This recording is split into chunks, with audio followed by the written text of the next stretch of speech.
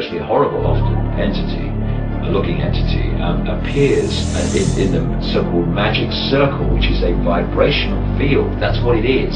You know, they don't use these pentagrams and stuff just for fun. I mean, some of them might, you know, the lower ones don't really understand it, but the ones that are really involved, that understand the way reality works and how you can manipulate it, these pentagrams and these various symbols used in Satanism, like the reversed pentagram is the classic satanic symbol, and the circle around it, they are vibrational fields. That's why they do these rituals, and the entity can enter this reality, the range of visible light, in other words what we can see, within that vibrational field, and suddenly the gods appear. And these gods, as they're perceived, feed off human energy. They feed off low vibrational human energy, low vibrational emotional energy, all around based on fear, stress, hatred, guilt, all these things, these low vibrational emotions. And another way they feed off human energy is by human sacrifice. Question: can you tell us about UFOs? Now, and my sister's connection, there's a story that Jack Chick had told each person 3 years ago that I had told him. My sister, before my wife came around, used to be leader of the state of Ohio, the high priestess there of the whole state. And her little pastime was calling up, supposedly filling the sky with UFOs and watching everybody's excitement. And some of the most outstanding sightings were in the early 70s in Ohio. And she used to laugh about it because she'd be standing in a circle out in the field somewhere calling up demons. And that's all they were angels of light playing games in the sky. Remember, a demon, get the little spooky picture. There are a fallen angel, an unclean spirit.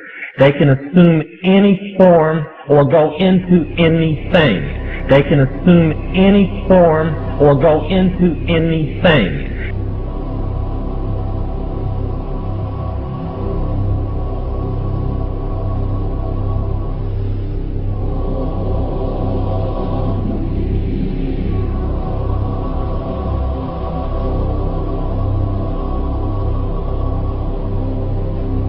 They can assume any form or go into anything.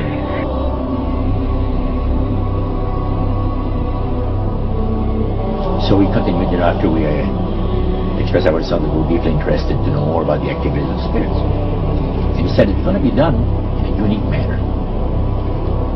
This grand plan is going to take people are going to eat the stuff. Because he says spirits, demon spirits, will declare themselves to be inhabitants of far distant planets in the galaxies that are coming to warn the inhabitants of planet Earth of the impending destruction of the planet unless something seriously proper is done to avoid it. Listen backwards again, and I'm not going to say anything, and just listen, and I'm going to ask you to raise your hand if you heard something before I even say anything.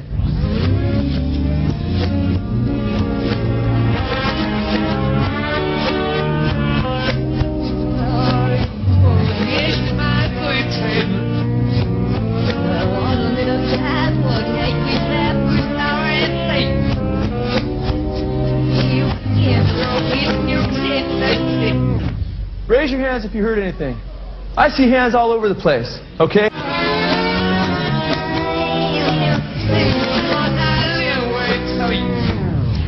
Raise your hand if you heard anything right away.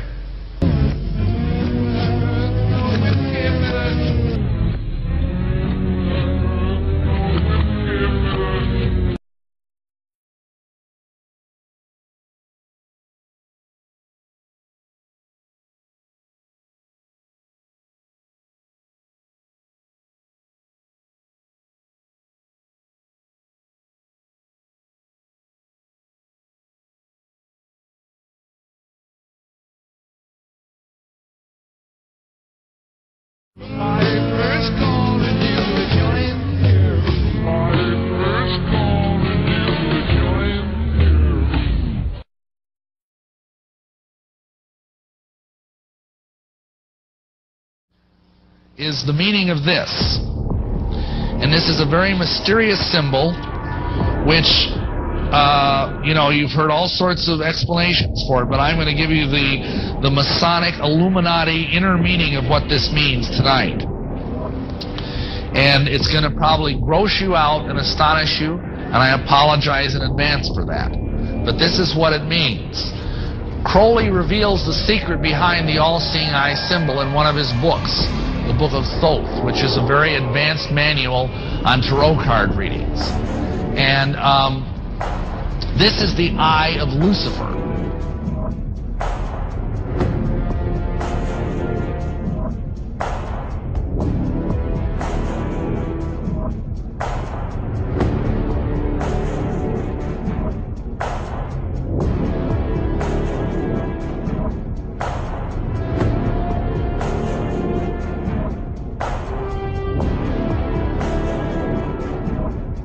And by the time the council came to a close, they had three major policies that were going to be followed. First, they were to see to it that humans would be made to believe that Satan and his angels do not really exist.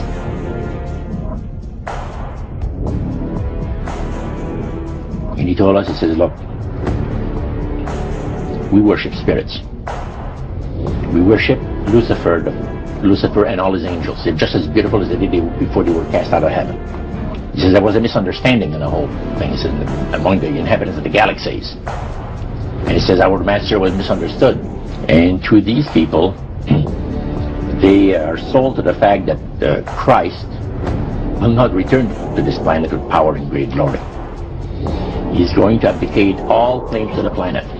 Because the high priest once said that Christ will abdicate all claim to the planet because he knows that it is lawfully and rightfully Satan's.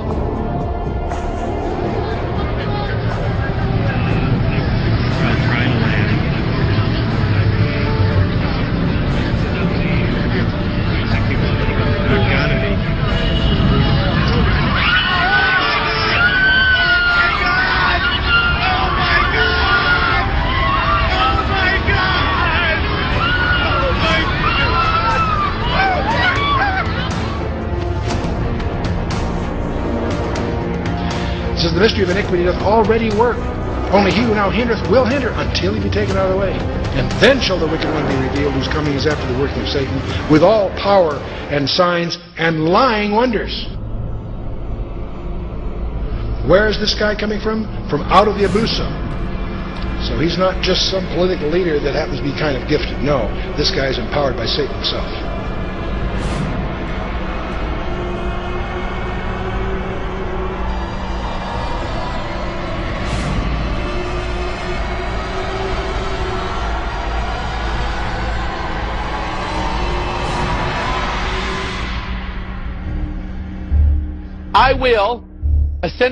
I will ascend into heaven. Number 2, I will exalt my throne above the stars of God. Number 3, I will sit also upon the mount of the congregation. Number 4, I will ascend above the heights of the clouds. Number 5, I will be like the Most High. That is Lucifer's 5-point plan of what he said he's going to do. And notice, how many points do we have on this star? He said this, the pentagram, quote, has one use only. And that is to call up the power of Satan and bring the kingdom of the devil into manifestation on the earth. So whenever a pentagram is used, it is probably the highest satanic ceremony that can be used to bring in the kingdom and the power of Satan. He said, go to the word for 666.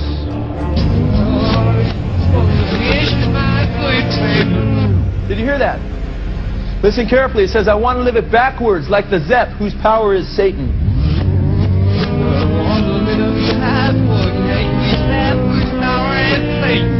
Did you hear that? Then it says, he will give you 666.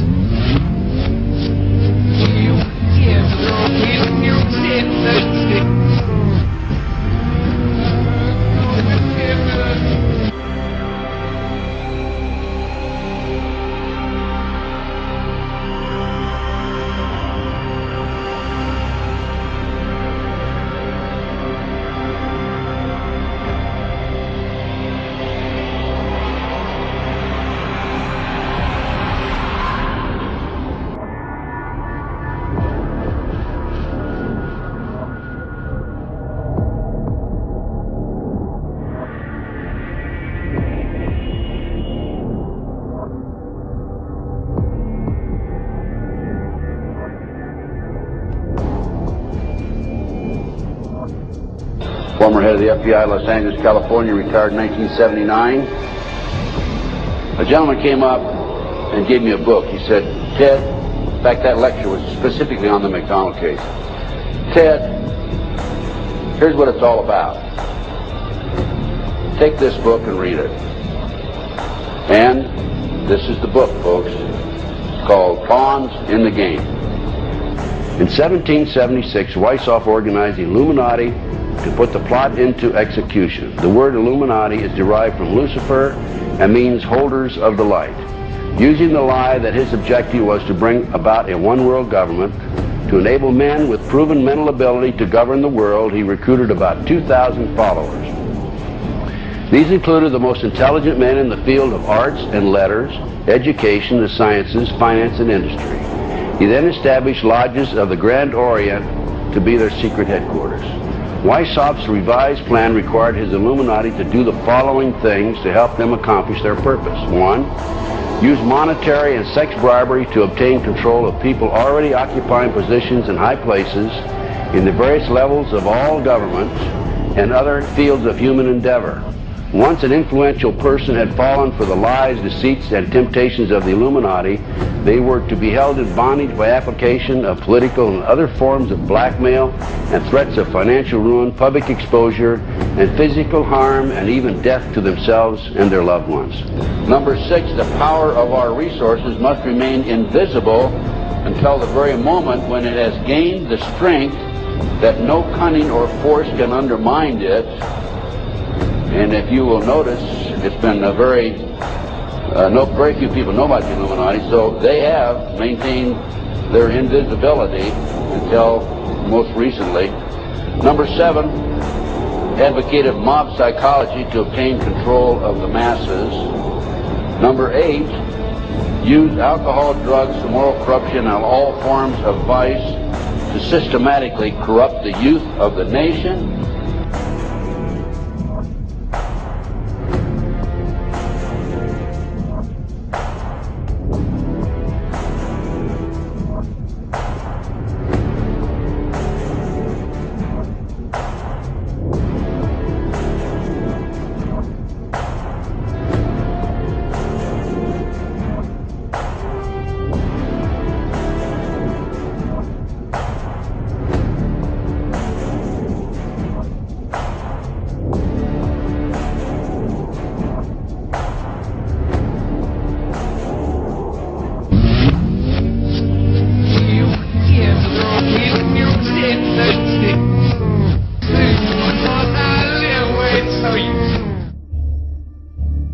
You have all the money in the world you need. You have all the power you need. What's the point? You know, what's the end goal? And he said the end goal is to get everybody chipped, to control the whole society. And we are, as a people, inherently and historically opposed to secret societies, to secret oaths, and to secret proceedings. Even today, there is little value in ensuring the survival of our nation if our traditions do not survive with it. And there is very grave danger, for we are opposed around the world by a monolithic and ruthless conspiracy that relies primarily on covert means for expanding its sphere of influence, on infiltration instead of invasion, on subversion instead of elections, on intimidation instead of free choice. It is a system which has conscripted vast human and material resources into the building of a tightly knit, highly efficient machine that combines military, diplomatic, intelligence, economic, scientific, and political operations. Its preparations are concealed, not published. Its mistakes are buried, not headlined. Its dissenters are silenced, not praised. No rumor is printed, no secret is revealed.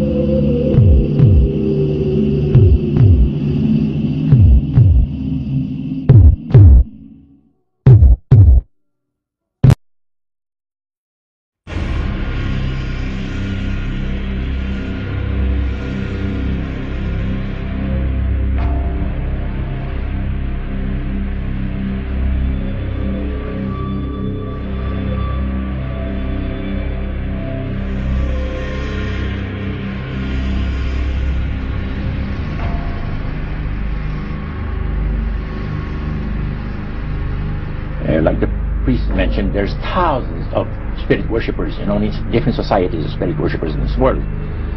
But he says we are the elite. We know the real truth about the Master and his angels. The Master's grain plane for harvesting the nations, for harvesting the multitudes of the earth into his cause, just before the close of the great controversy between the forces of good and evil. So we continued, after we expressed ourselves that we're deeply interested to know more about the activities of spirits. And he said it's going to be done in a unique manner. This grain plane is going to take people are going to eat the stuff. Because he says spirits, demon spirits, will declare themselves to be inhabitants of far distant planets in the galaxies that are coming to warn the inhabitants of planet Earth of the impending destruction of the planet, unless something seriously proper is done to avoid it.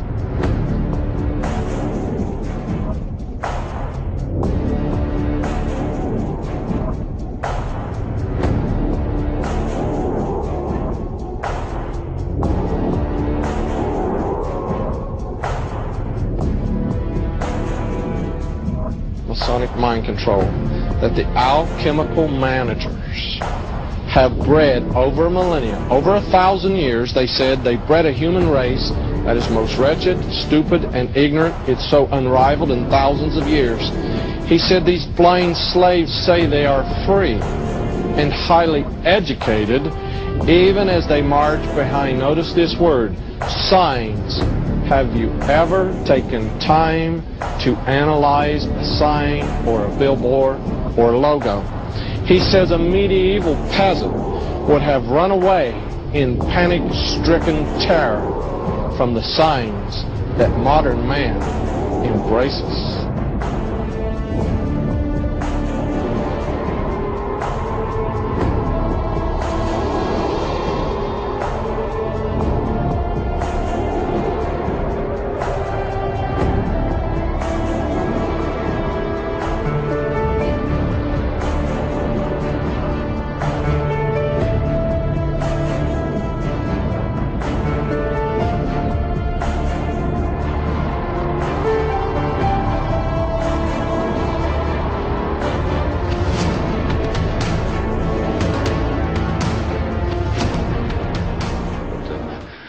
You know the vowels. Just answer the question. Well, I mean, I just had to learn how to pronounce it. I mean, it hasn't been a living spoken language in more than 1,000 years. I mean, look at this. It says, a traveler from distant stars escaped from a dying world looking for a way to extend his own life. His body decaying and weak, he couldn't prevent his own demise. Apparently his whole species was becoming extinct. So he traveled or searched the galaxies looking for a way to cheat death. And look here, he came to a world rich with life where he encountered a primitive race, humans, a species which, with all his powers and knowledge, he could maintain indefinitely. He realized within a human body he had a chance for a new life. Now, he apparently found a young boy. It says, as the frightened villagers ran, night became day. Curious and without fear, he walked towards the light. Ra took him and possessed his body like some kind of a parasite looking for a host. And inhabiting this human form, he appointed himself ruler. He used the Stargate to bring thousands of people here to this planet as workers for the mines, just like the one we saw. This mineral is clearly the building block of all his technology. With this, he can sustain eternal life. Now, something happened, where is it, back on Earth, a rebellion or uprising, and the Stargate was buried there. Fearful of a rebellion here, Ra outlawed reading and writing. He didn't want the people to remember the truth.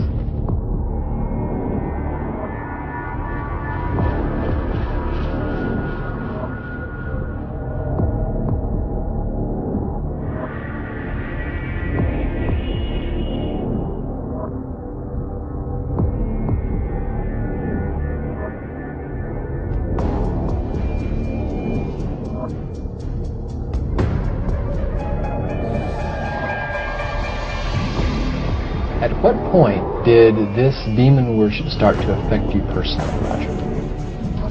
Well, it wasn't too long that the priest mentioned to us that the time had arrived for us to start trusting the spirits and give the spirits a chance to work for us.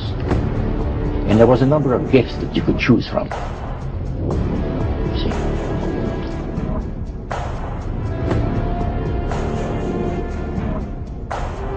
Americans are asking, why do they hate us? They hate what they see right here in this chamber. A democratically elected government. Number 10, deal with the use of slogans such as equity, liberty, fraternity into the mouths of the masses in psychological warfare. Boy, if that isn't Bill Clinton, I never saw it, never heard it before. That man is unbelievable. As former Congressman Dennemeyer describes him, he's a draft-dodging, womanizing, pathological liar. And he certainly fits into item number 10. Number 11 dealt with war. Number 11 theory and goal. In 1773, Adam Weishaupt set down policies that were publicly announced in 1939, folks. 1773, publicly announced 1939 by Britain and the United States. And the war should be directed so that the nations on both sides are placed further in debt and peace conferences conducted so neither combatants obtain territorial rights. Yalta. Perfect example. Stalin, Roosevelt, Winston Churchill after World War II. Number 12 told those present that they must use their wealth to have candidates chosen to public office who would be obedient to their demands and would be used as pawns in the game by the men behind the scenes. The advisors will have been bred, reared, and trained from childhood to rule the affairs of the world. We have that today without any question. The men behind the scenes. Number 13, control the press.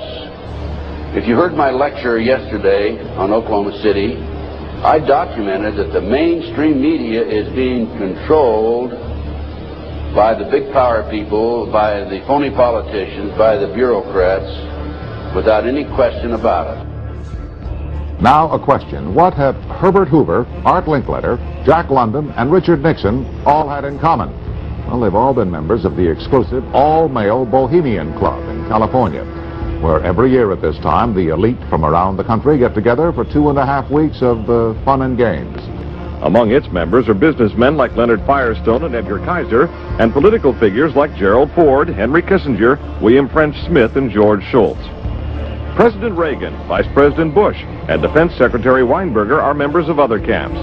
Richard Nixon is a Bohemian, and so are high-ranking executives of such companies as Eastern Airlines, Standard Oil of Indiana, and Bank of America. Privacy is one of the Grove's most cherished virtues. Members may not photograph, record, speak, or write about activities at the retreat. While many public officials are Grove members, the press is a distinctly unwelcome guest. We're from ABC News. Well, get back there. Can we talk to somebody in there? Get back there.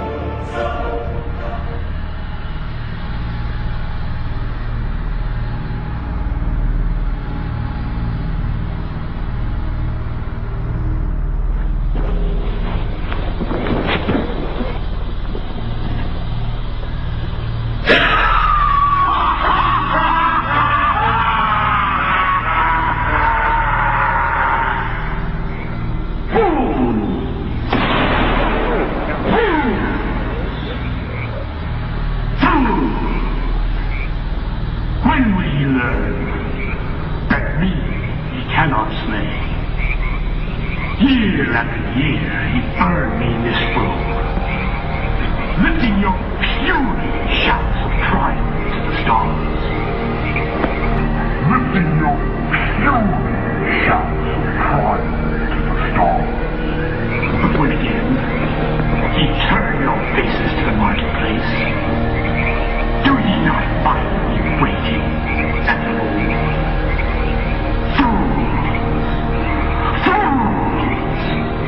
Fools to dream ye conquer town! Down monstrous spirit, it is not all. We know thou waitest for us.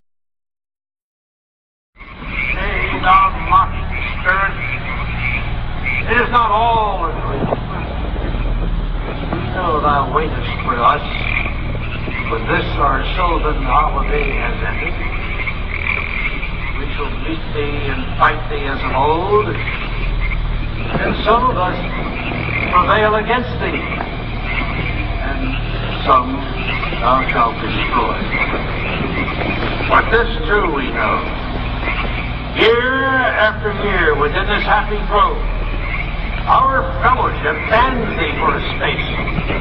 Thy malevolence which would pursue us here has lost its power under these friendly trees. So shall we burn thee once again this night, and the flames that eat thine effigy, we shall read the sign, Midsummer sets us free.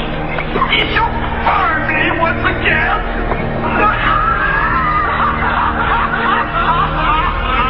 Not with me, Wayne.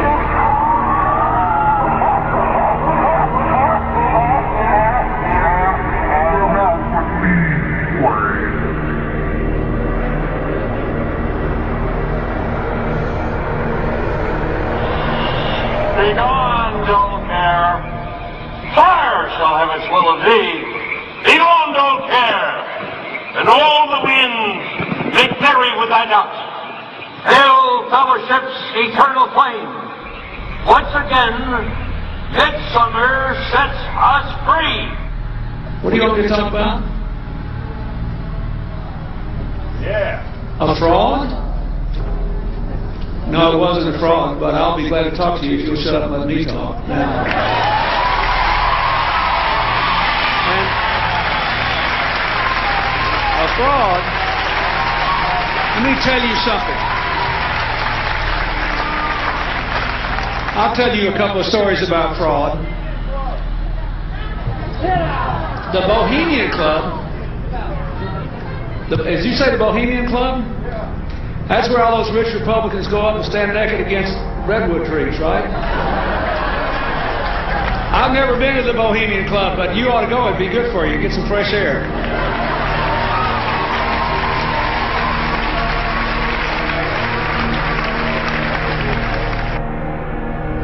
Sir, also, are you a member of Skull and Bones and College and Bush? That's all right. Let me answer his question. Whoa! Is that me? Help me! Help! Save me! I can't do it!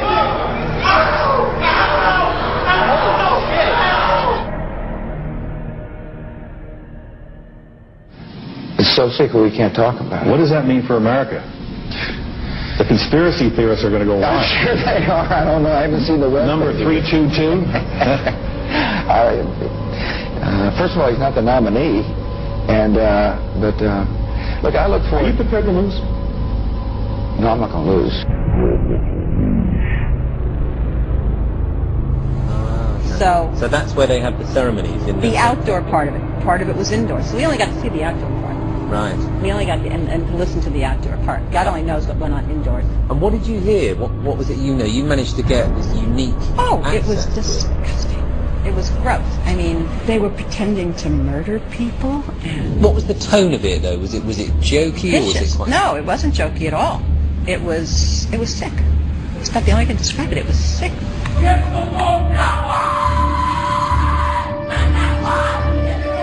What you're hearing is the first recording ever made of the Skull and Bones initiation ceremony.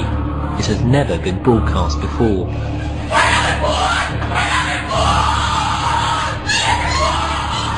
15 new members of the club are being introduced into the macabre rituals of Skull and Bones by the senior students who are about to graduate.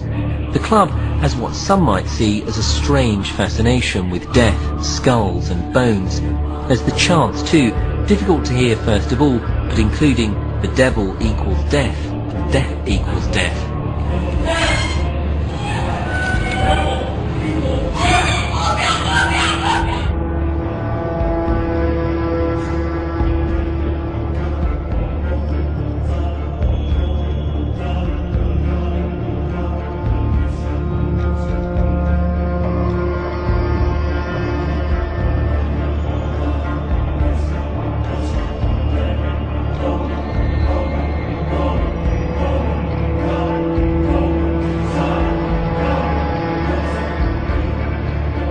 we have before us the opportunity to forge for ourselves and for future generations a new world order, a world where the rule of law, not the law of the jungle, governs the conduct of nations. When we are successful, and we will be, we have a real chance at this new world order.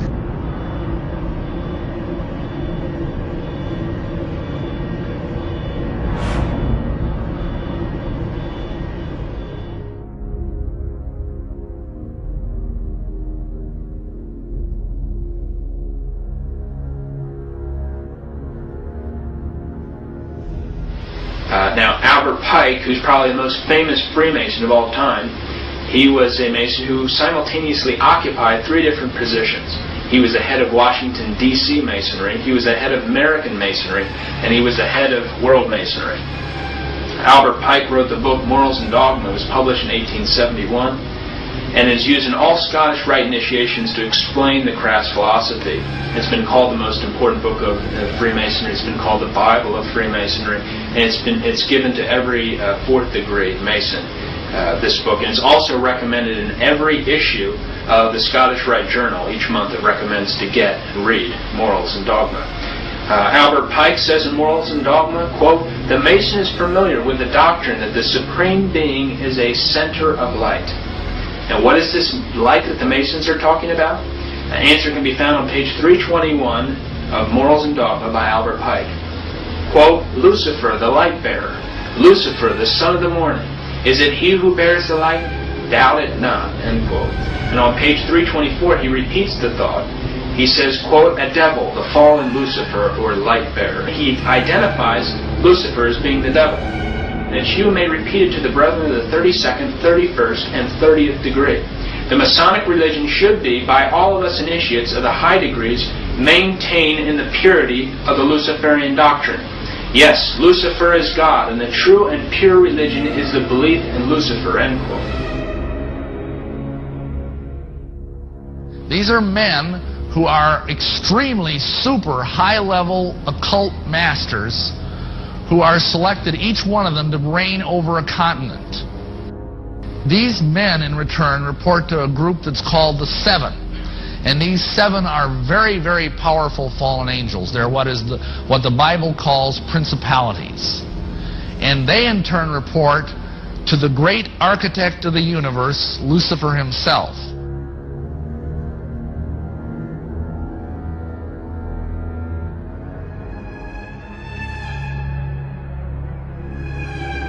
What I would say to people is, if you are going to judge what this state of consciousness would do on the basis of what you would do, then you're going to lose the plot from the first, because you have a level of compassion, you have a level of empathy, that's the word, empathy, with people who suffer the consequences of your actions.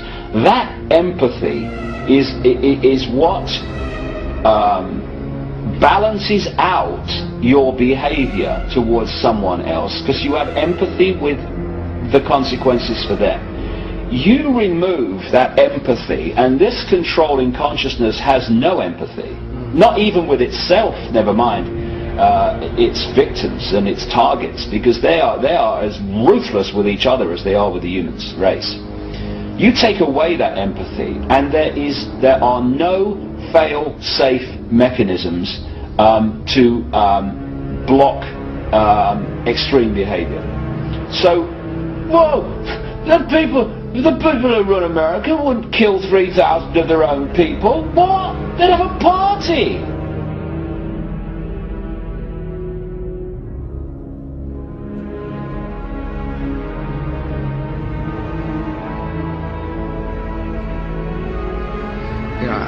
Who knows if he's hiding in some cave or not. We hadn't heard from him in a long time. And the idea of focusing on one person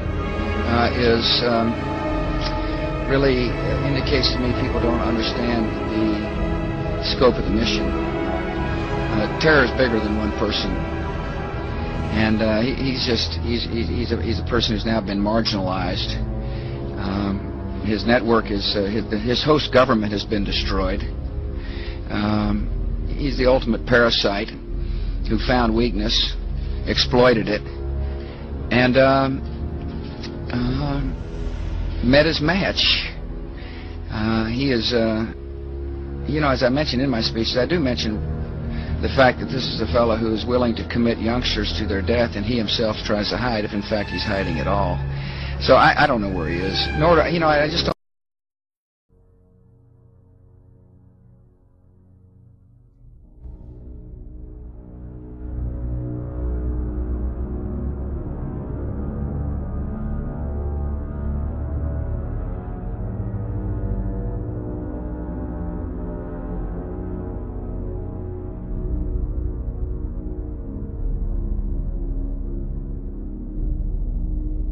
One of the great mysteries of the UFOs isn't seeing them, is trying to figure out where are they when you don't see them.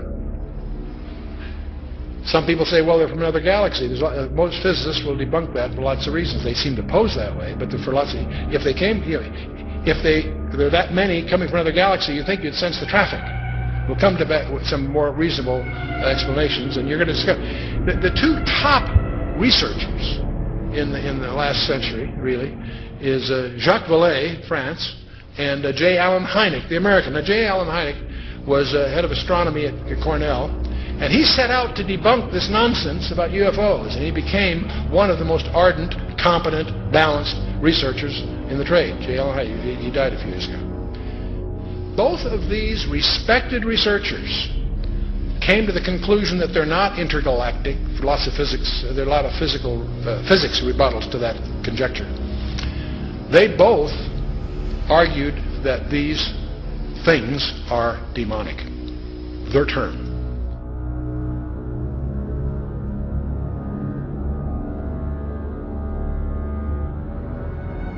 Suddenly there was a threat to this world from some other species, from another planet, outside in the universe. We'd forget all the little local differences that we have between our countries. Line, you're on the air. Hello. Hello, Art. Yes. Hi. I don't have a whole lot of time. Well, look, let's begin by finding out whether you're using this line properly or not. Area 51. Yeah, that's right. Were you an employee or are you now? A former employee. Former employee. I was let go on a medical discharge about a week ago, and I've kind of been running across the country. Oh man, I don't know where to start. They're gonna they'll triangulate on this position really soon. So you can't spend a lot of time on the phone. So give us something quick. Okay. Okay. What we're thinking of as aliens are they're extra-dimensional beings that an earlier precursor of the space program made contact with. They are not what they claim to be. They have infiltrated a lot of aspects of the military establishment, particularly the Area 51. The disasters that are coming, the military, I'm sorry, the government knows about them, and there's a lot of safe areas in this world that they could begin moving the population to now, Art. But they're not doing anything. They are not. They want the major population centers wiped out so that the few that are left will be more easily controllable. Discharge.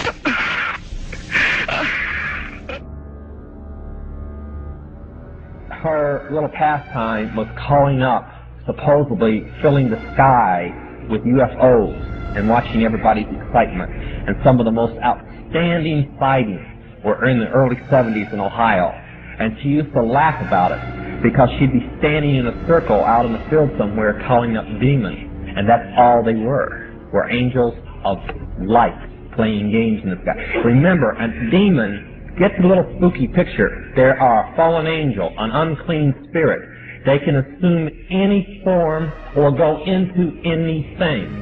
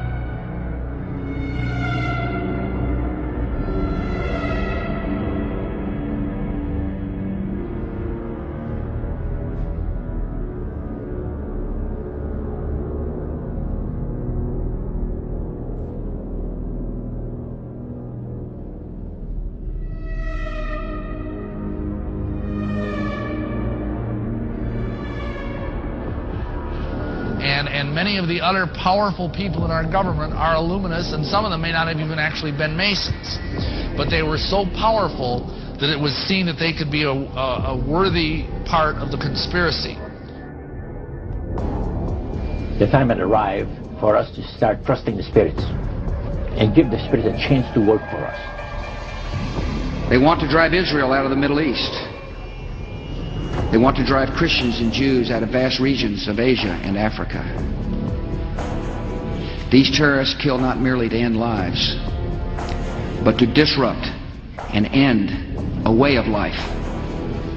With every atrocity, they hope that America grows fearful, retreating from the world and forsaking our friends. They stand against us because we stand in their way. We're not deceived by their pretenses to piety. We have seen their kind before. They are the heirs of all the murderous ideologies of the 20th century. By sacrificing human life to serve their radical visions, by abandoning every value except the will to power, they follow in the path of fascism, Nazism, and totalitarianism. And they will follow that path all the way to where it ends, in history's unmarked grave of discarded lies.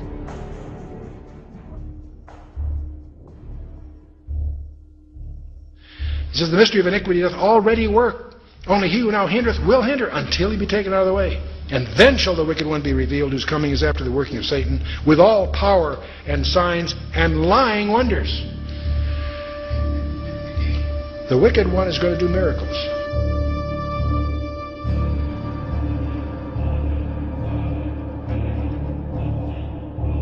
We began to investigate and find out where in the body does the temperature change the most rapidly. Și așa că ne-am dus și am făcut cercetări să vedem în care parte a corpului temperatura se schimbă cel mai mult. We spent over $1 million in taxpayer money. Am cheltuit $1.000.000 în proiectul acesta din banii celor care plătesc taxele. And when the results came back, it was determined that there were two places in the body that were ideal for the microchip. Astfel am ajuns la concluzia că erau două locuri în corpul omenesc care sunt ideale pentru a plasa acest microchip. One was just below the hairline on the forehead. Una era chiar lângă păr, pe frunte. The other place was the hand, the right hand preferred, because most people are right-handed. Alt loc era pe mâna dreaptă, pentru că majoritatea oamenilor.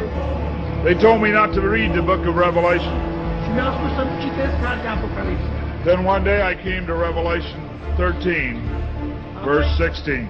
Odată am ajuns să citesc în Apocalipsa, capitolul 13, versetul 16. 16. And he caused us all, both small and great, rich and poor, free and bond, to receive a mark in their right hand or in their foreheads. Și au făcut ca toți, mici și mari, bogați și săraci, slobozi și robi să primească un semn pe mâna dreaptă sau pe frunte. I didn't like what I saw. And I said, God, this isn't it. We didn't do it. Și a spus, Doamne, nu e asta, nu ce-am făcut noi.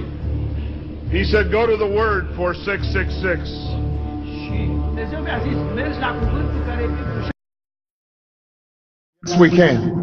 Yes, we can. Yes, we can. Yes, we can. Yes, we can. Yes, we can. Yes, we can. Let you say. Let you say. Let you say. Let you say. Let you say. Let you say. Let you say.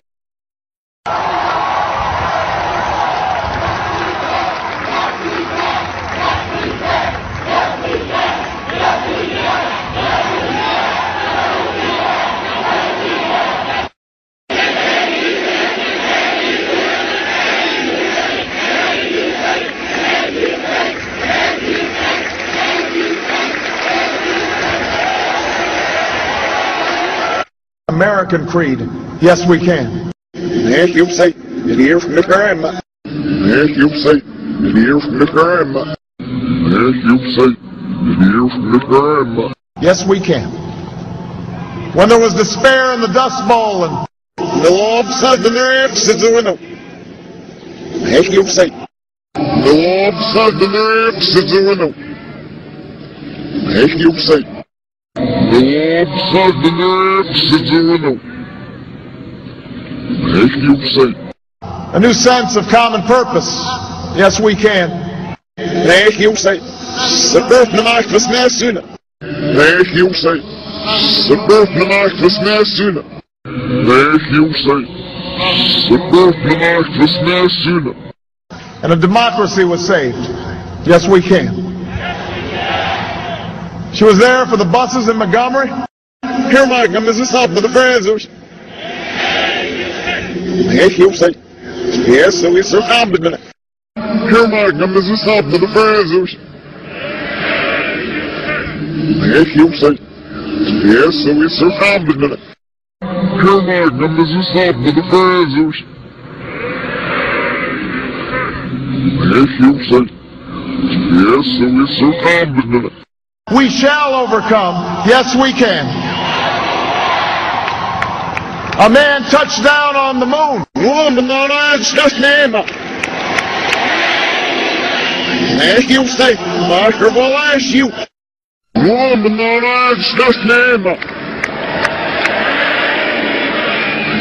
you say, Master will ask you.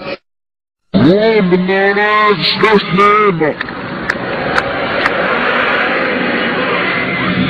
you say, Master will ask you. He knows how America can change. Yes, we can. America, we have come so far. As you say. As you say.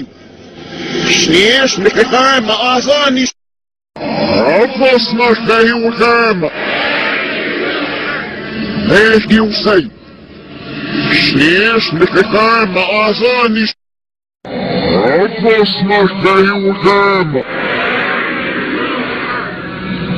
you say.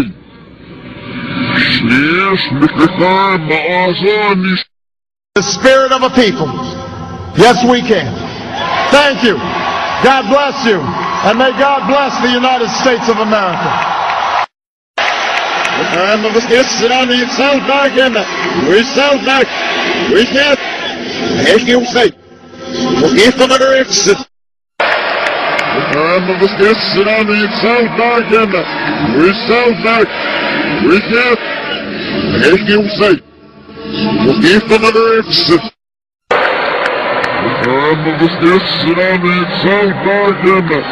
We sell back. We can't. As you say. We from the exit.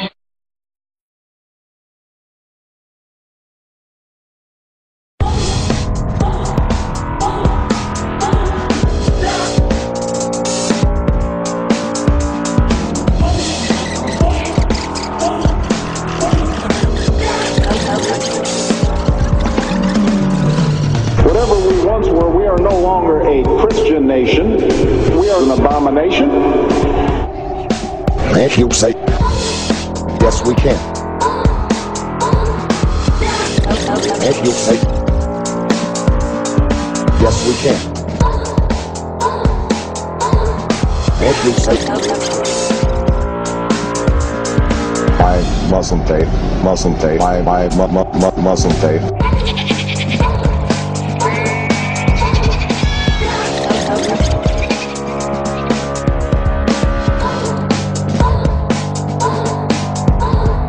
If you say, yes, we can. If you say,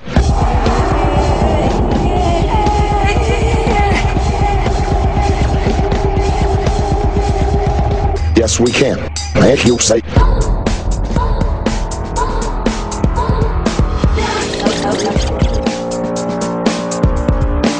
yes, we can. If you say,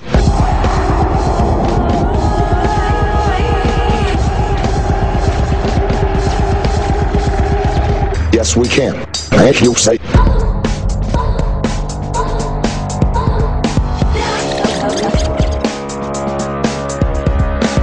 yes, we can. If you say,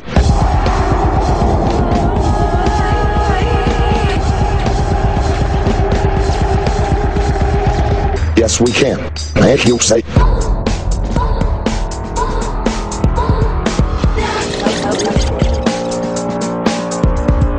yes, we can. If you say,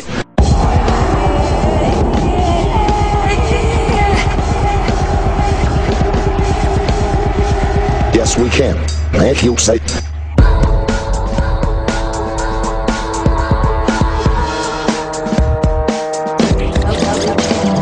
no longer a Christian nation, abomination, or we could go with Deuteronomy, which suggests stoning your child if he strays from the faith.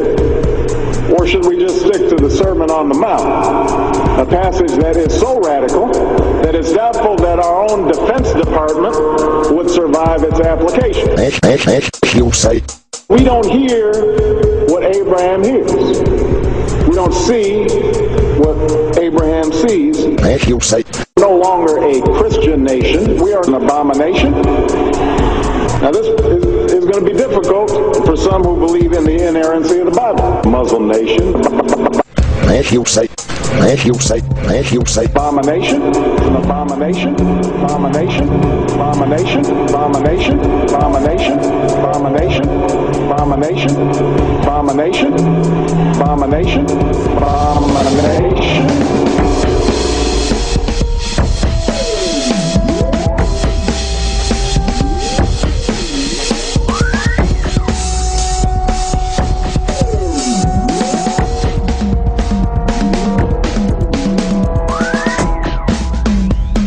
Abomination, abomination, abomination, abomination, abomination, abomination, abomination, abomination, abomination, abomination, abomination, abomination, abomination, abomination.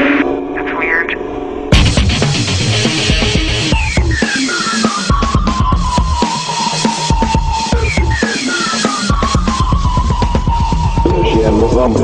Abomination, Muslim nation, my Muslim faith, my Muslim faith, Muslim faith, Muslim. No, a Christian nation. We are an abomination.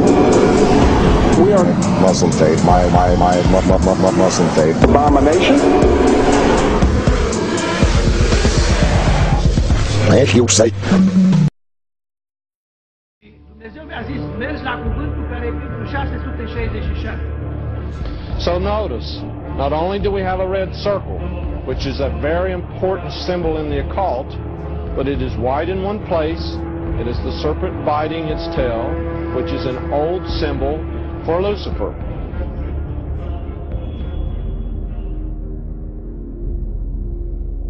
This is Lucent Technologies. I have a little story behind this. A good crowd of Christian people are very informed about Lucent Technologies. Traveling across the country, especially in Little Rock and Denver, I noticed the largest warehouses in the country are owned bioluminescent technologies.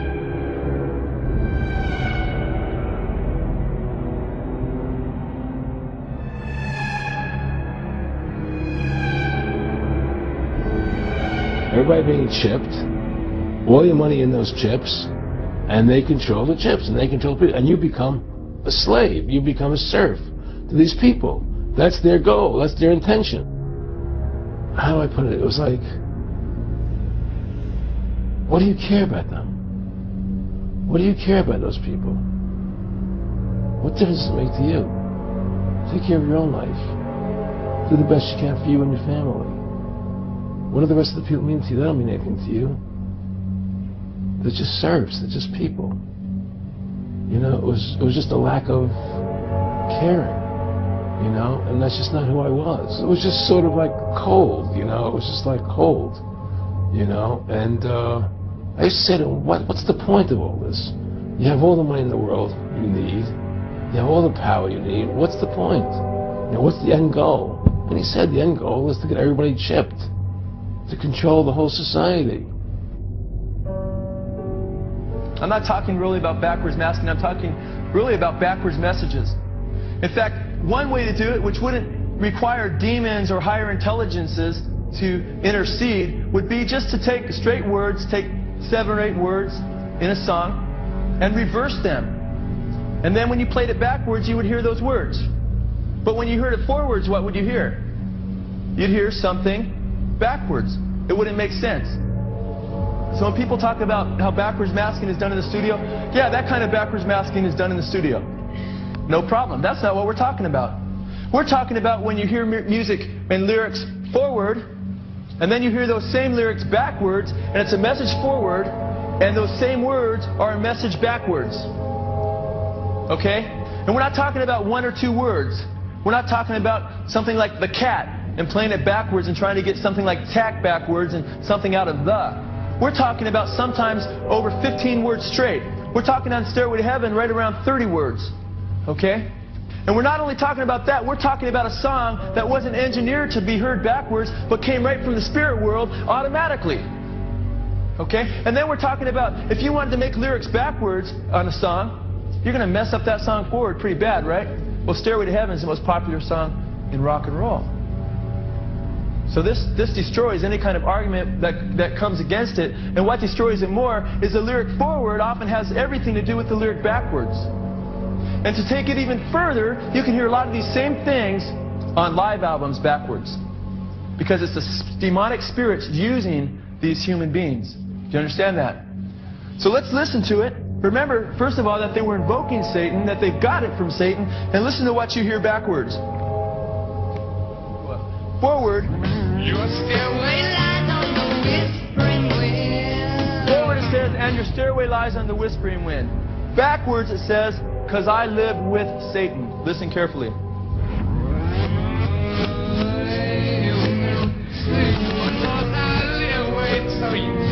Raise your hands if you heard that. Quite clear, quite obvious. There's a lot more. Backwards it says, here's to my sweet Satan.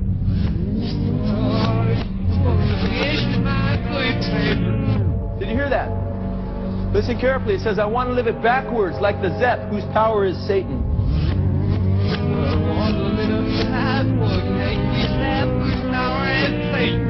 Did you hear that? Then it says, he will give you 666.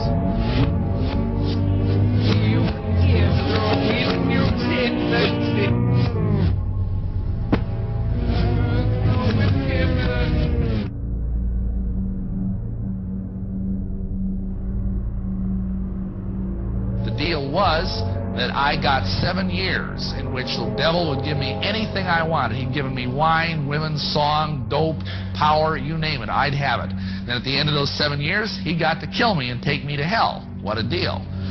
Anybody want to sign up? Yeah, you see, you got to understand something.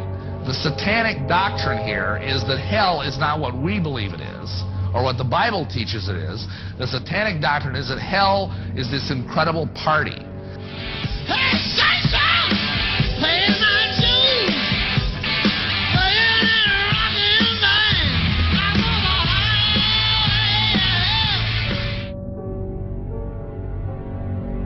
Jim Morrison, too, was into Aleister Crowley. And right here, I want to show you a picture on the back of one of his albums. And here you see Jim Morrison, and under him you see a little statue of Aleister Crowley.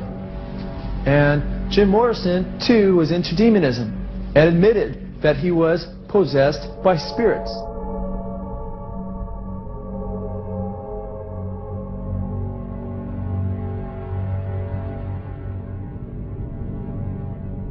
Also in the street plan of Washington, you find pentagrams. Symbols are not in themselves negative. The five-pointed star, the pentagram as we call it, it's not in itself negative. Just as the swastika in its original form is not negative, it was just a symbol of the sun. Other things too, probably. What the Nazis did, however, was take the swastika and turn it round to indicate the negative. It's what they call reverse symbolism in Satanism. So what they do with the pentagram, which is why it's become a satanic symbol, is to turn it upside down, so it's pointing down. Reverse symbolism.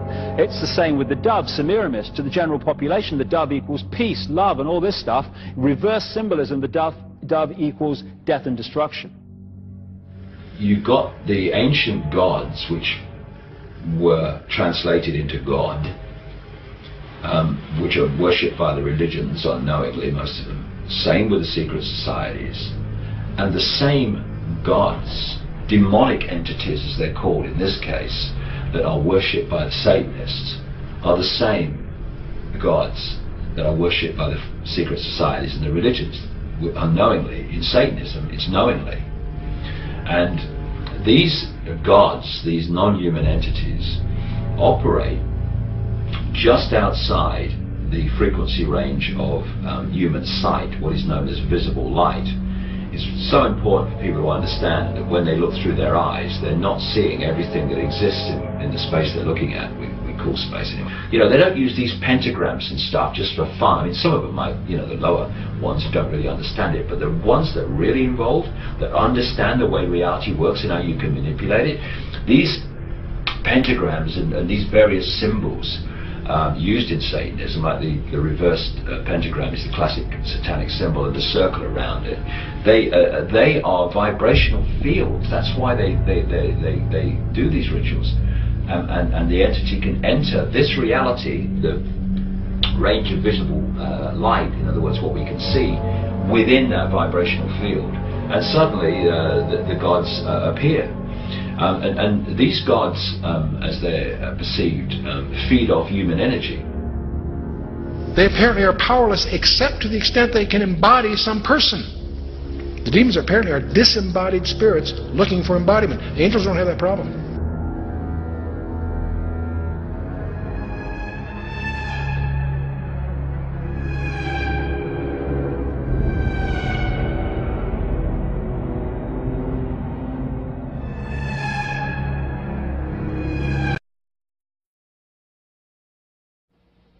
And the priest went on saying that the plan of Satan to deceive the human family this way, he says is the most intriguing thing to his mind. And he went on saying how it was going to be brought about. He said that a fellow by the name of Darwin and another fellow by the name of Thomas Henry Huxley would be used by the spirits because in their childhood they had been hypnotized by medical doctors, and they figured that they would be real good subjects to lead the people into this belief that they had, that Satan wanted to bring into people's lives. Now, what were those 3 points again, Roger? The 3 things were, number 1, that they did not want Satan did not want the human family to think that he or his angels existed. Right. The second point that you made had to do with taking control of people's minds. That's right. The third point was what? Was to destroy the Bible without burning it. Okay. See. And what was the strategy on that? On that, it was very interesting. Because after the Great General Council, it was decided that Satan would tutor Charles Darwin personally in setting up the principles of his theories of evolution. He was tutored by Lucifer himself, fallen Lucifer. And at that time, it was understood, Satan and his spirit counselors understood, that if a person was led to believe in the theory of evolution, it would, in his life, destroy completely the creation week of the Bible, the fall of man, and plan of redemption. It would do away with it. In one fell swoop. Yeah.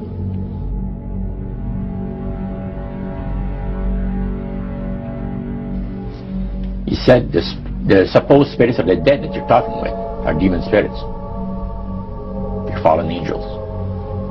They're beautiful beings. Just set it out, just like that. Oh that. Yeah. Because it gives the demon spirits an opportunity to impersonate the dead. She said her voice went through me. The power.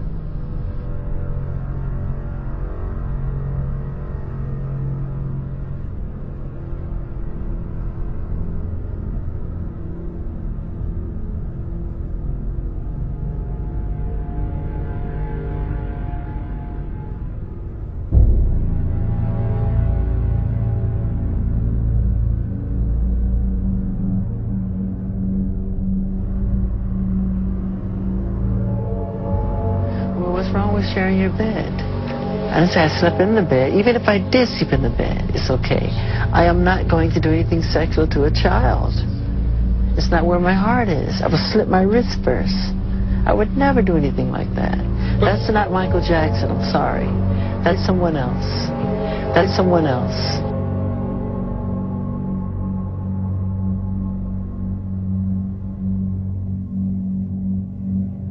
As God has shown us by turning stones to bread. Has God turned stones to bread? That's a lie. In fact, that's a quote of Satan right out of the Bible. Because the scriptures say, Satan says, turn these stones to bread.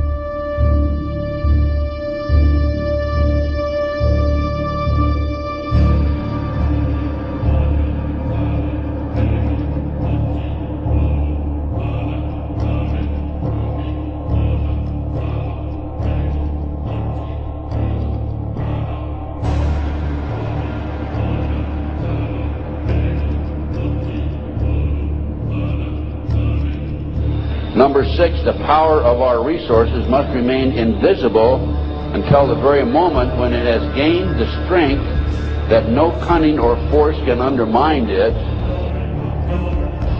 And I want you to let them know that if there is any terrorism, we know who to blame. The point is, if any terrorism comes, it's from this government.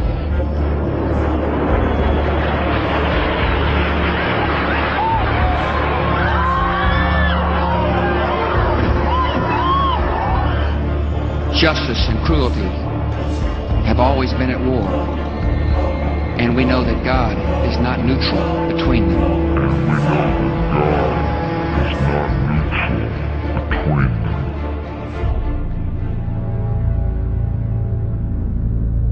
And with Lucifer, the fallen cherubim, he's very smart, he's going to win, and Christ's going to abdicate the rights of the planet.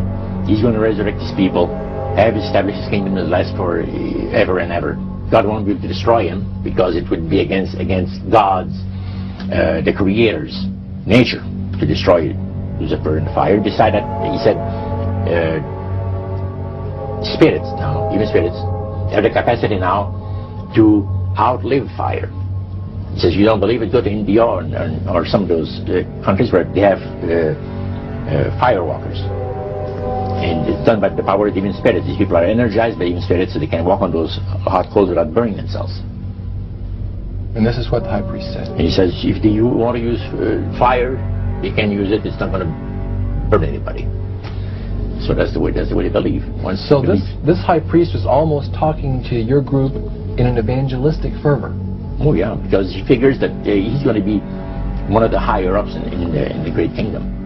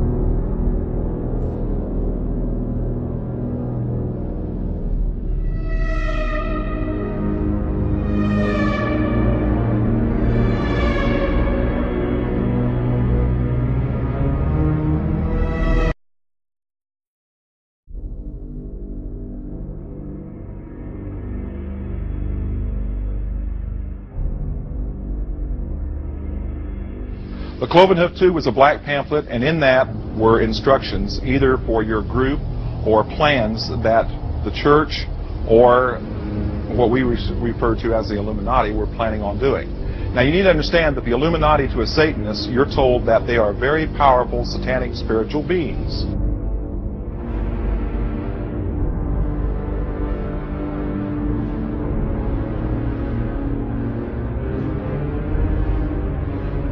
One of the steps on that plan said this: we will infiltrate the education and media system. We will find a way to make evil look cute. We will seize and capture the minds of all youth. We will implant within them satanic and Luciferian doctrine, theology, and ideology until we have captured the minds of every individual.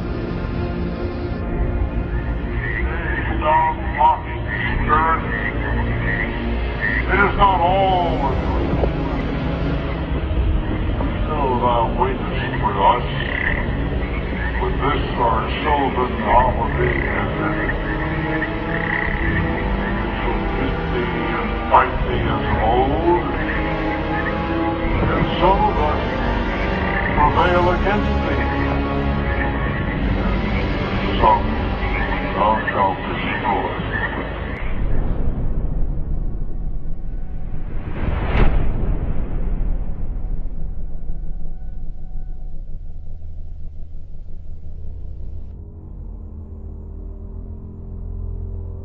You can actually toss those into a fire, and as they're burning, you'll see little red spirits come up in those flames every time. Those are known as fire spirits.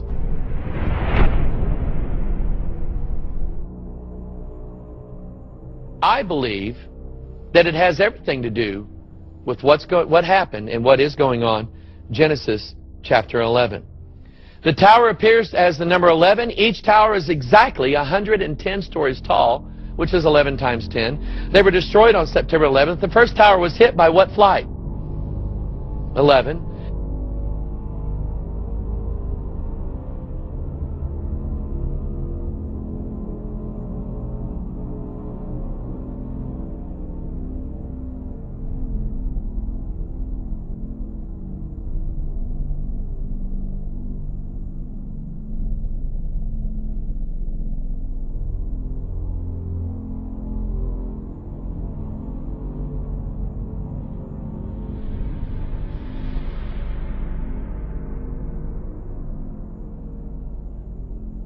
But I call the Illuminati those men or women, but it's primarily men, who are working behind the scenes, who are illuminated to the secret plan. In other words, these guys, these are people on this earth who know that they are actively promoting a plan to enthrone Lucifer on planet Earth. Very educated class. Architects, doctors, lawyers, priests, brokers, and the leisure class. These are people who have made pacts with the devil. That's right. It's really the best, the more accurate way of describing it would be that they have indulged themselves in the worship of the goat, of the prince, of the serpent, of Satan, of Lucifer, and they lead perfectly normal lives. They're jewel merchants. They travel. They're prominent in their own way, but they do have this indulgence.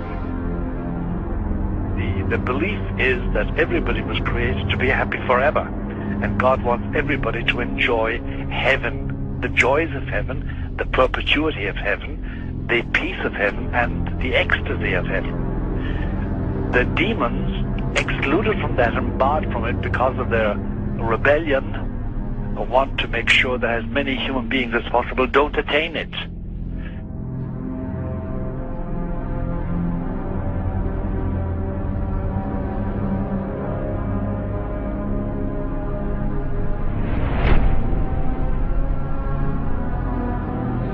Giant battle. That's right. When you find somebody, you know, the typical things of somebody throwing themselves on the ground and cursing and spitting and protesting and defecating, urinating and all sorts of protest. What they're doing is protesting, saying, help me. Yes. Help me. The perfectly possessed, we call them the perfectly possessed, are those that are completely at peace. And I've known several of the perfectly possessed, and I avoid them like the pest. And you know them only by almost accidental means. Sometimes they're perfectly normal, by the way, and they've got great business property, they're married, they have children and wives, and they put down responsible jobs. There's nothing wrong there. Now and again, just now and again, it's as it were, a veil is drawn aside, and you see somebody you don't know at all. You just don't know this person, this man, this woman. And there's a completely alien look, a completely alien attitude, and they breathe alienation. And you know then, if you have a nose for it, you know then that they're perfectly possessed and there's nothing to be done about them.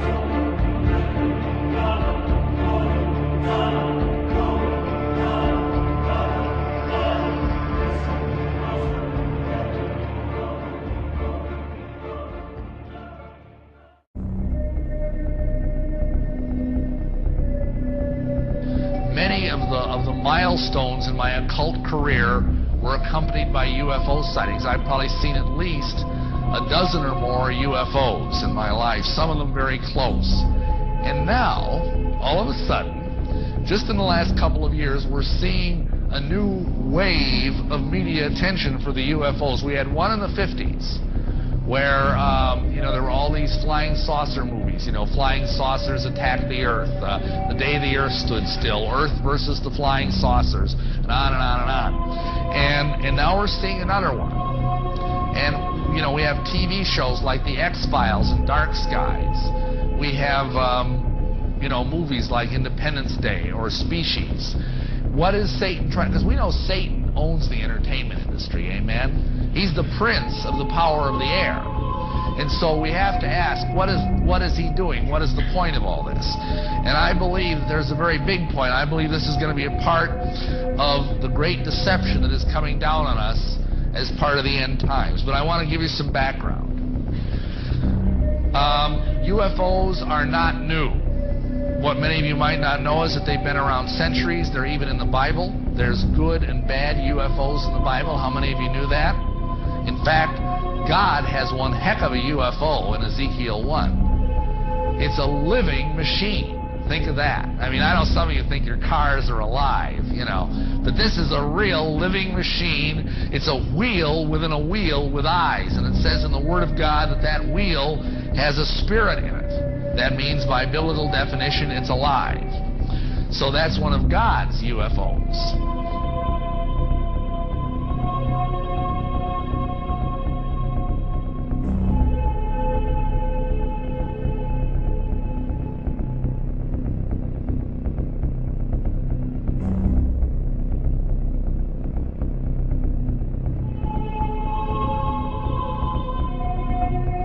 And he said it's going to be done in a unique manner. This grand plan is going to take people are going to eat this stuff. Because it says demon spirits will declare themselves to be inhabitants of far distant planets in the galaxies that are coming to warn the inhabitants of planet Earth of the impending destruction of the planet unless something seriously proper is done to avoid it.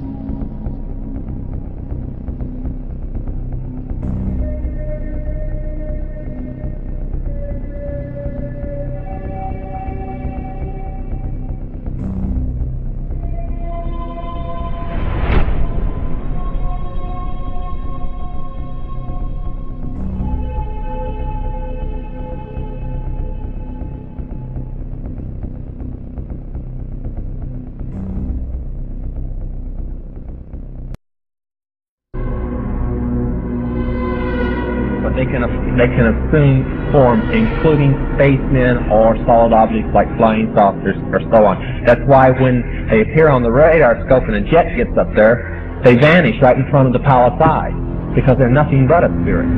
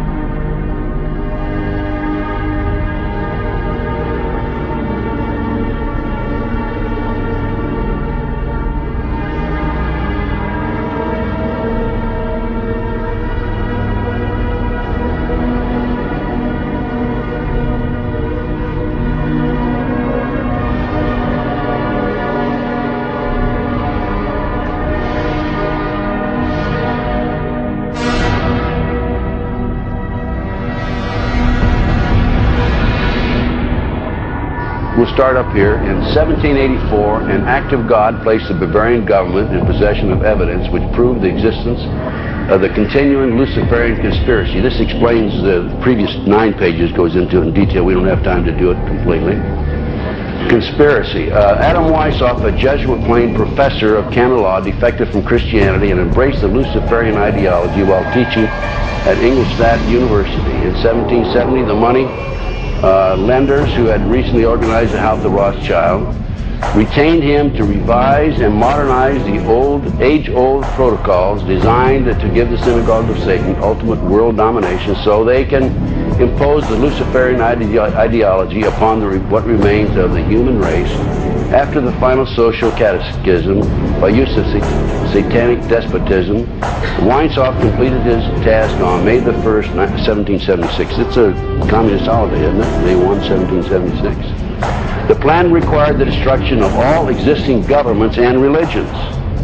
This objective was to be reached by dividing the masses, whom he termed goyim, meaning human cattle, into opposing camps in ever-increasing numbers on political, racial, social, economic, and other issues. The opposing sides were then to be armed, and an incident provided which would cause them to fight and weaken themselves as they destroyed national governments and religious institutions. In 1776, Weishaupt organized the Illuminati to put the plot into execution. The word Illuminati is derived from Lucifer and means holders of the light. Using the lie that his objective was to bring about a one-world government, to enable men with proven mental ability to govern the world, he recruited about 2,000 followers.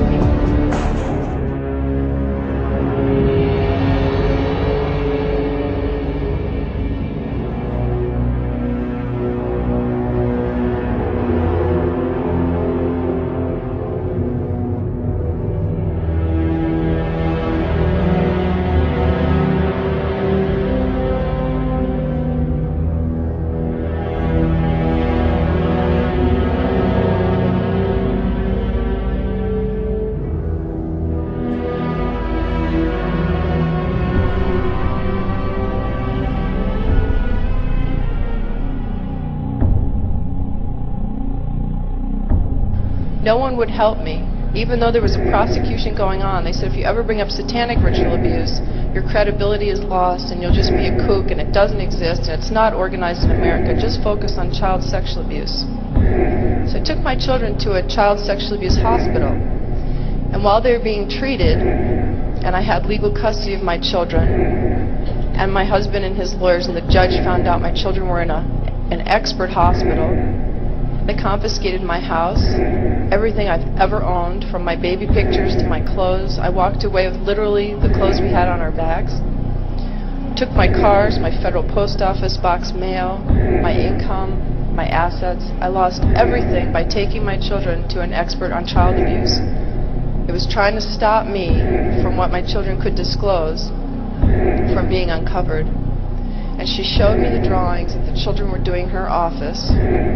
And they were of blood sacrifice, of people cutting their arms and dripping blood in chalices, of chalices with devil heads, and on and on and on. It includes group sex. It includes children being killed. And I remember I just felt like my guts were just punched out of my body. I did not know what to do. I didn't know where to go. I called every organization in the country asking for help. Children's organizations, and no one wants to acknowledge satanic ritual abuse. His mom had taken him to protect him, and they were found, and I had been underground for 3 years, by the way. The mother and this little boy were found. The little boy was taken to a basement. He was crucified alive. First he was skinned. Belial, a mighty king created next after Lucifer, appears in the form of a beautiful angel seated in a chariot of fire and speaking with a pleasant voice. He fell first amongst the superior angels who went before Michael and other heavenly angels. He distributes preferences of senatorships, causes favors of friends and foes, and gives excellent families familiar. He must have offering and sacrifices made to him. Excellent. Number 15, create industrial depression and financial panic, unemployment, hunger, shortage of food. Use this to control the masses or the mobs, and use the mob to wipe out all those who dare to stand in the way. Well, I'll tell you right now, every expert I've talked to is talking about food shortage. And it's coming, I'm convinced. Number 17, expound the value of systematic deception. Use high-sounding slogans and phrases and advocate lavish promises to the masses, even though they cannot be kept. Lampe, Missouri was a place where I heard George Bush and Bill Clinton talking. From the point of view I had, they certainly were friends, and they didn't recognize any party lines between them. That's something for the, a smoke and mirrors illusion for the public. It's not something they adhere to because they had exactly the same agenda, and that was for bringing in this new world order. I heard George Bush talking at that time. He was talking to Bill Clinton, and I've since photographically recorded it and wrote it verbatim in our book, that when the American people became disillusioned with Republicans leading them into the New World Order, that Bill Clinton, as a Democrat, was going to be put into the office of president. This was decided in 1984. Actually, I'd heard about it even prior to that. But that, as of 1984, they were already discussing it as an absolute fact. Number 20, establish huge monopolies toward world government control. We're seeing that today, the huge monopolies. Number 21, use high taxes and unfair competition to bring about economic ruin by controlling raw materials, organize agitation among the workers, and subsidizing competitors. GATT, NAFTA. Number 22, build up armaments with police and soldiers sufficient to protect our interests. Number 24, infiltrate into all classes and levels of society, of government, for the purpose of fooling, bemusing, and corrupting the youth members of society by teaching them theories and principles that we know to be false.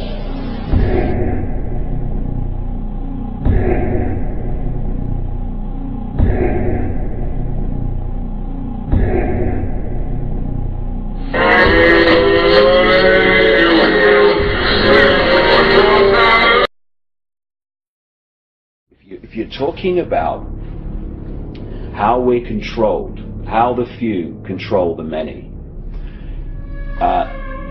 if you can suppress the information that people receive in terms of what is possible, you to the same rate suppress their perception of what is possible.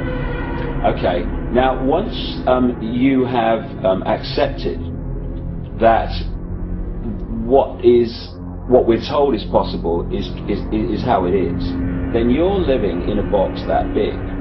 So anyone that starts to talk about things that are beyond that perception of possibility, you immediately dismiss them as crazy. And I'll give you an example of what I'm talking about. A few centuries ago, when people said the Earth was a sphere, they were perceived as crazy and dangerous. One of the reasons was that if you lived on the bottom of a ball, you would fall off, right? Now, once you introduce the law of gravity, what appears at first sight to be a nonsensical idea becomes perfectly logical. However, if you suppress at that time knowledge of the law of gravity, then people are going to dismiss the truth because they can't perceive that the truth can be possible. And when you're talking about entities that shapeshift, that appear and disappear, UFOs that appear and disappear, if you program the population to believe that this world is all there is, that this is a solid world of solid individual objects, then the idea of things appearing and disappearing or shape-shifting from one state to another, to that sense of perception, is totally ludicrous. But once you introduce the suppressed knowledge... Okay, well, what we're thinking of as aliens are, they're extra-dimensional beings. If there are that many coming from another galaxy, you'd think you'd sense the traffic. And so the conclusion that both J. Allen Hynek and Jacques Vallée and others have come to is that they're hyperdimensional, that somehow they come from another dimension periodically.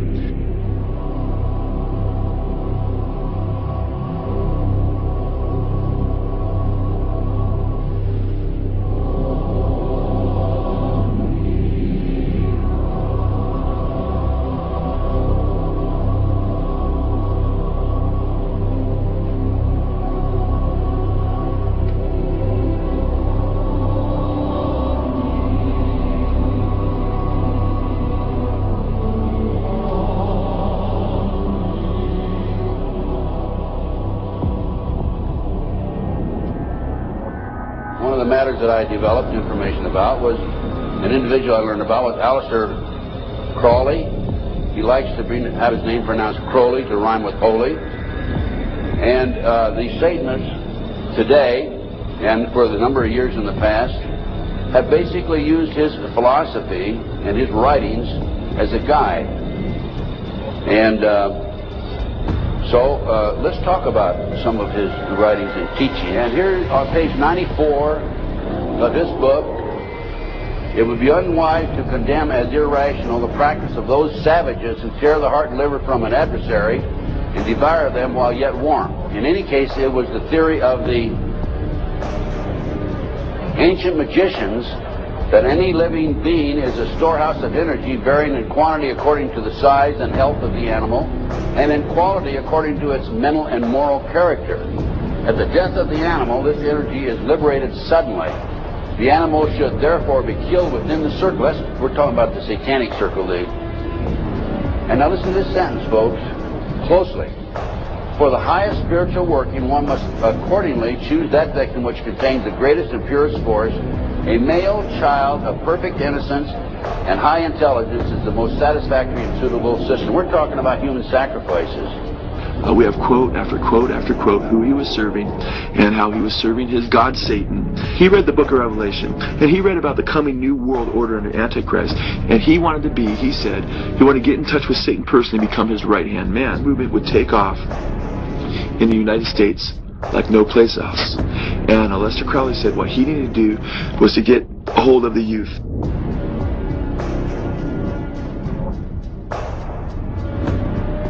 To gain entrance to the seven gates of hell. So a concert is an act of worship for you? Exactly. It's a focal point to express my Satanism. Do you believe in demonic possession? Of course. Are you possessed? Of course.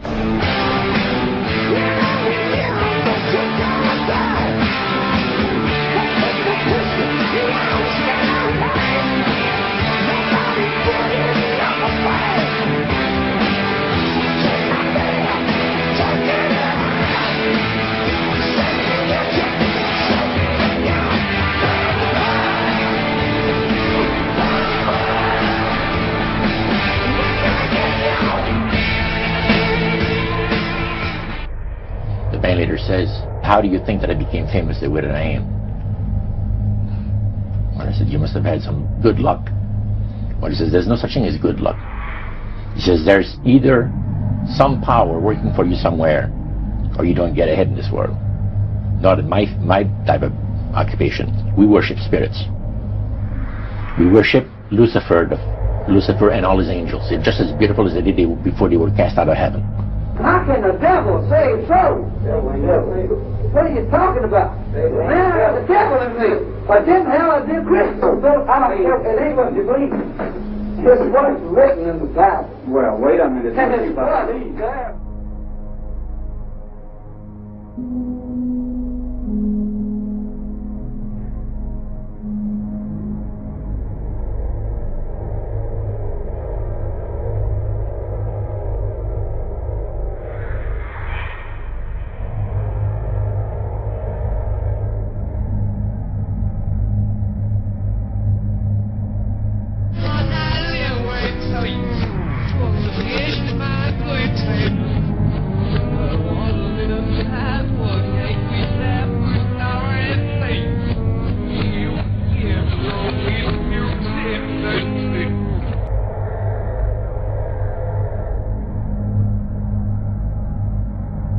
And then before you know it, according to Revelation 14, everybody that takes the mark of the beast will be damned in fire and brimstone, it says, forever. And the smoke of their torment rises up forever and ever.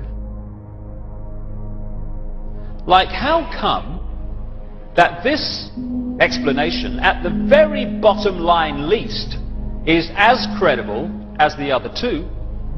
How come the other two get guaranteed airtime, often no questions asked, here's your airtime, say what you like? And the alternative to both of them is ridiculed, condemned, or suppressed by reflex action. The answer that I came up with was that clearly some people don't want the public to have access to this information. But who? And what? And why? Our Bohemia, we beseech thee, grant us thy counsel. Upon further research of the ritual you just witnessed, it becomes clear. It is a mixture of the Babylonian Canaanite cult of Moloch fused with ancient Druidic rites where you have the female side of Satan, which they first call out to in the she, and then towards the horn god with the he, mixed with Masonic rites from Scotland.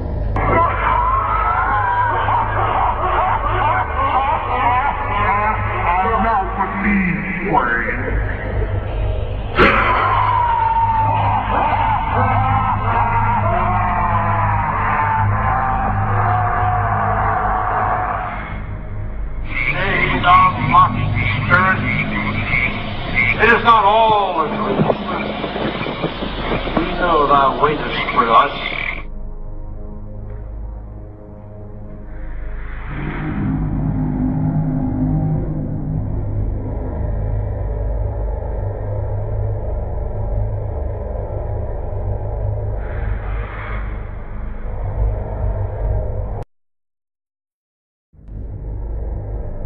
That humans would be made to believe that Satan and his angels do not really exist. Because see, up to that time, you could walk down a street of Paris and you would have signs that would say, well, you have a soothsayer or, or a fortune teller of some type, and if you want to put a curse on someone, you could go and see this other old lady over there, the old witches. That's the way it goes.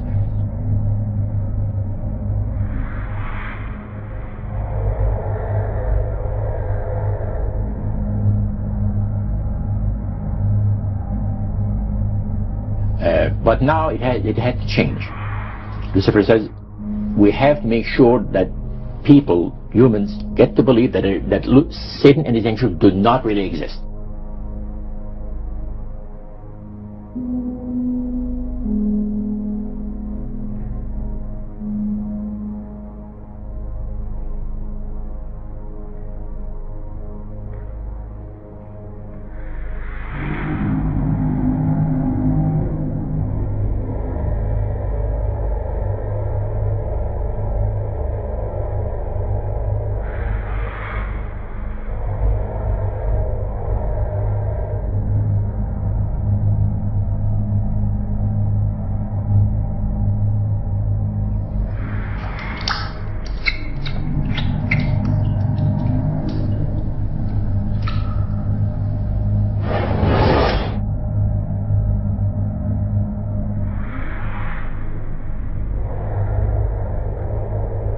How could you manage that?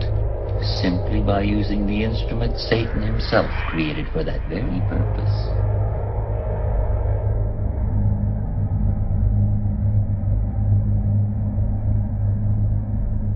The second one was to find a way of being able to get total control of people's minds. At one point in this interview, we see that his mind control programming breaks down.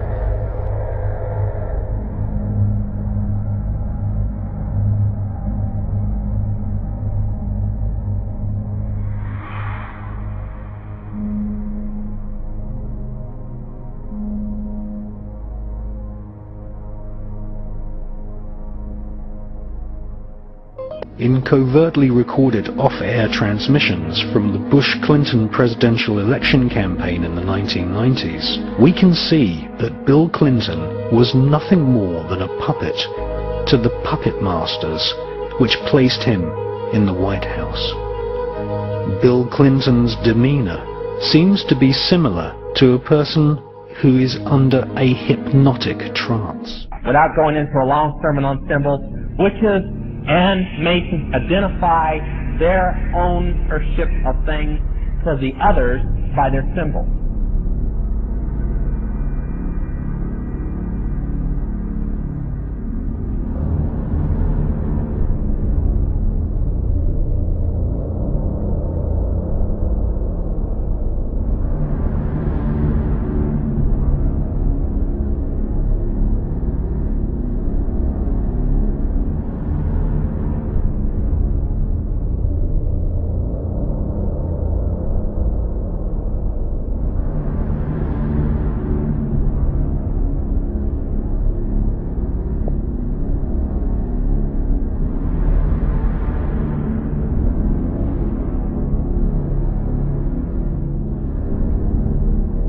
Albert Pike issued these instructions to 23 Scottish Rite Supreme Councils throughout the world.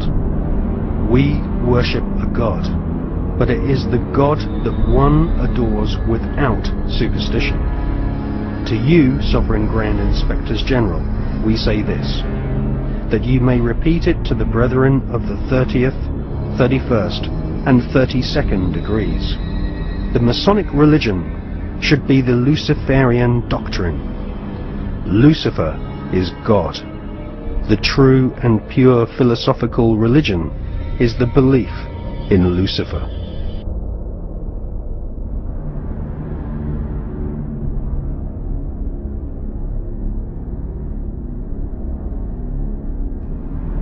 Are we being ruled by politicians who consult with Baphomets and demons? Yes, we are. A tiny little number of people at the top that are actually the only people that know how the whole game fits together. Everyone else is just playing their part in ignorance.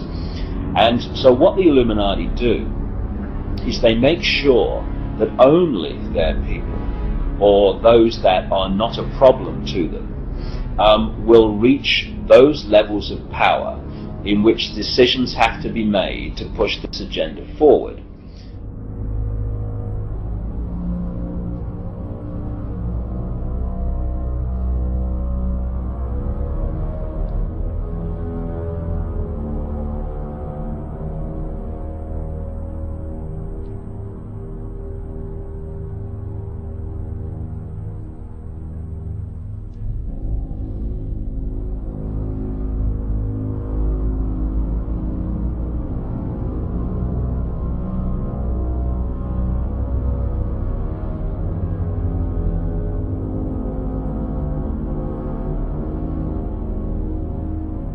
Clearly, her belief in Kabbalah, the study of Jewish mysticism, has deeply affected her.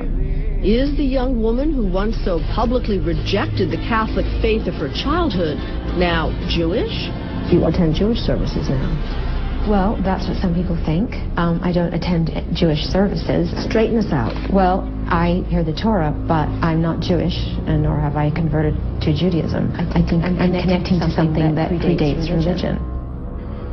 The Kabbalah is a collection of Jewish magical texts which were given to mankind via psychic communion with a fallen angel called Raziel. Raziel is one of a pantheon of so-called fallen angels who serve the light-bringer Lucifer. The Kabbalah describes the many angels and demons who inhabit the spiritual realm.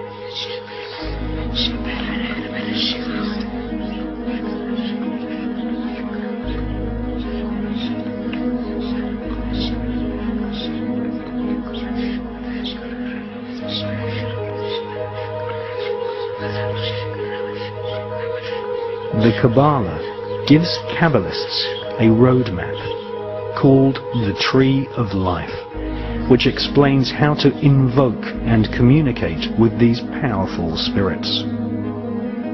The magical information in the Kabbalah originates from Babylon and ancient Egypt at the time of the pharaohs, but did not reach Europe in printed form until the 11th and 12th centuries. The sacred books of the Kabbalah are just a few thousand words long, but they contain complex descriptions of a spherical Earth, parallel universes, and the atomic nature of matter, ideas which have become common doctrine amongst modern physicists and astronomers. How could such complex information be contained in a group of ancient texts barely larger than an average magazine?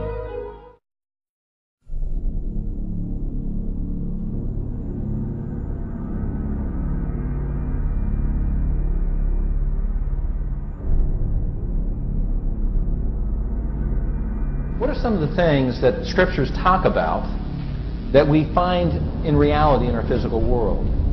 Here's just a couple of them. How about the fact that the earth is round, Isaiah 40, verse 22, and Proverbs 8:27. Too bad in the Middle Ages that wasn't examined. It was there all the time. How about the fact the number of stars cannot be counted? And they can't.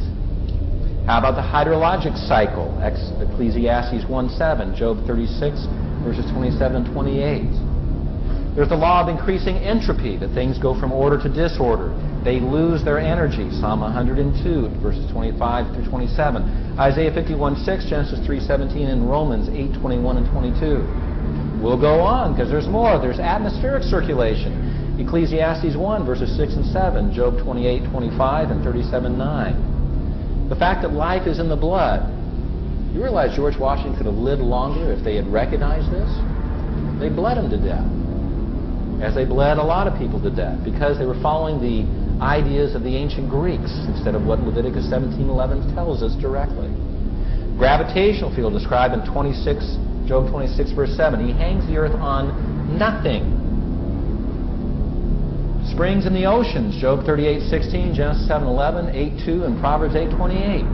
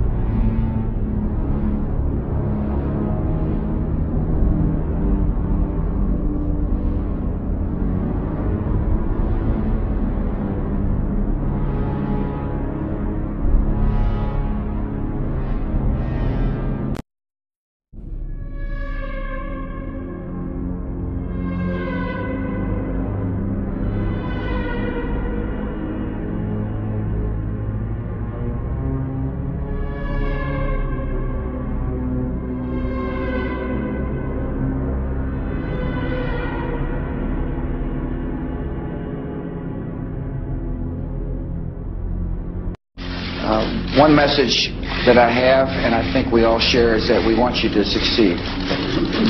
Whether we're Democrat or Republican, we care deeply about this country. And to the extent we can, we look forward to sharing our experiences with you. All of us who have served in this office understand that the office itself transcends the individual.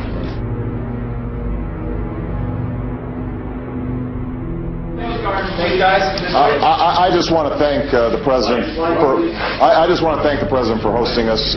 This is an extraordinary gathering. All the gentlemen here understand both the pressures and possibilities of this office, and for me to have the opportunity to get advice, good counsel, and fellowship with these individuals is extraordinary, and I'm very grateful to all of them. But again, thank you.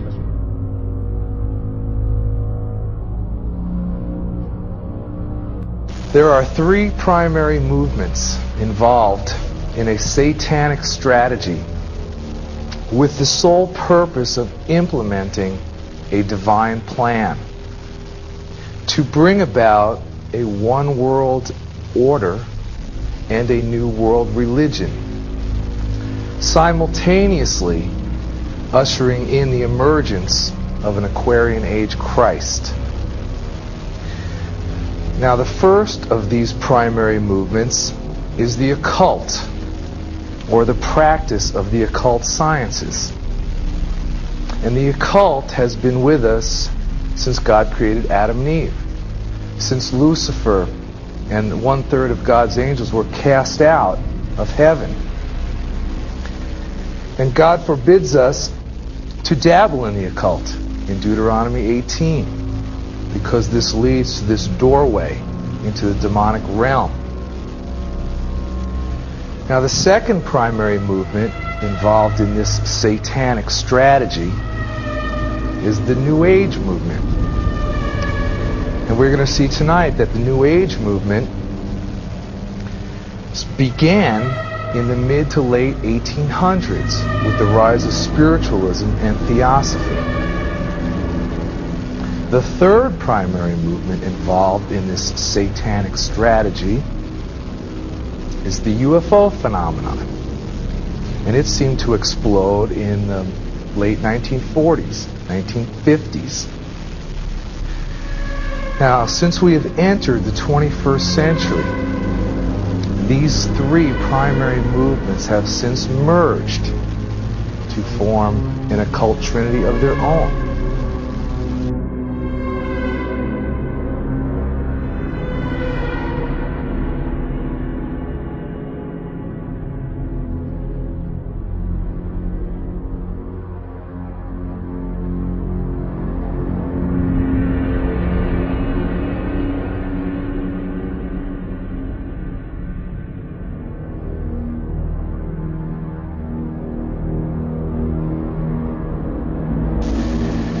Now, since we have entered the 21st century, these three primary movements have since merged to form an occult trinity of their own.